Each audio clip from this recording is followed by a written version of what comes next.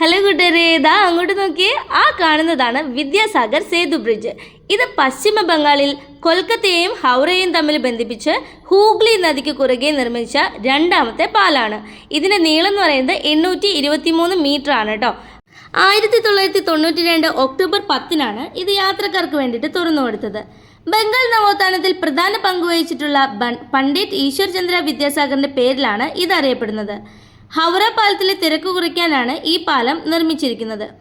ഇന്ത്യയിൽ നിർമ്മിച്ചിട്ടുള്ളതിൽ ഏറ്റവും നീളം കൂടിയ കേബിൾ സ്റ്റേ പാലങ്ങളിൽ ഒന്നുകൂടിയാണ് വിദ്യാസാഗർ സേതു ബ്രിഡ്ജ്. ഈ ബ്രിഡ്ജ് കാണാൻ തന്നെ നല്ല ഭംഗിയാണ് കേട്ടോ. ഇതിലൂടെയുള്ള യാത്ര അതിമനോഹരവും. ടോൾ കൊടുത്തിട്ട് വേണം ഈ ഒരു പാലത്തിലൂടെ സഞ്ചരിക്കാനെങ്കിലും നല്ല ഗംഭീരമായിട്ടുള്ള ഒരു ബ്രിഡ്ജാണ് വിദ്യാസാഗർ സേതു ബ്രിഡ്ജ്. ഇതിന് മുകളിൽ വെൽക്കം എന്ന് എഴുതിയിട്ടുള്ളത് നമുക്ക് കാണാം കേട്ടോ. പകലിലെ ഭംഗി ഒന്നുകൂടി ഇരട്ടിയാകുന്നത് പോലെയാണ് അസ്തമയ സൂര്യൻ വരുമ്പോൾ ആ ഒരു ഹൂഗ്ലി നദിയും ആ നദിക്കരയും ആ നദിയിൽ നിന്നുള്ള വ്യൂ അടിപൊളിയാണ് കേട്ടോ. രാത്രിയാകുമ്പോൾ ഒത്തിരിയേറെ മനോഹരമായി കാണപ്പെടും ഈ ഒരു ബ്രിഡ്ജ്.